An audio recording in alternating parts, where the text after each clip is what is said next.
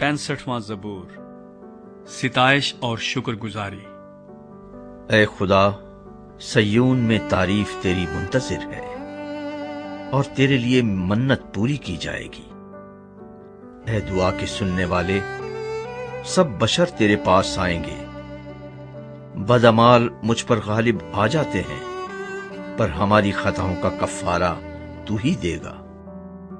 مبارک ہے وہ آدمی جسے تو برگزیدہ کرتا اور اپنے پاس آنے دیتا ہے، تاکہ وہ تیری بارگاہوں میں رہے۔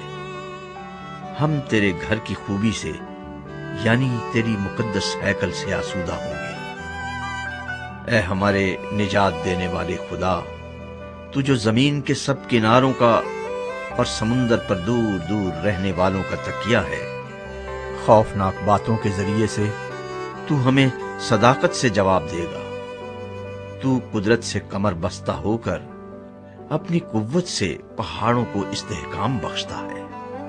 تو سمندر کے اور اس کی موجوں کے شور کو اور امتوں کے ہنگامے کو موقوف کر دیتا ہے۔ زمین کی انتہا کے رہنے والے تیرے معجزوں سے ڈرتے ہیں۔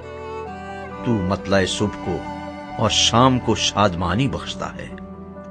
تو زمین پر توجہ کر کے اسے سیراب کرتا ہے، تو اسے خوب مالا مال کر دیتا ہے۔ خدا کا دریا پانی سے بھرا ہے۔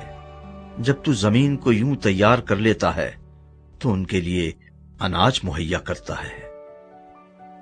تو اس کی ریگھاریوں کو خوب سیراب کرتا اور اس کی مینڈوں کو بٹھا دیتا ہے۔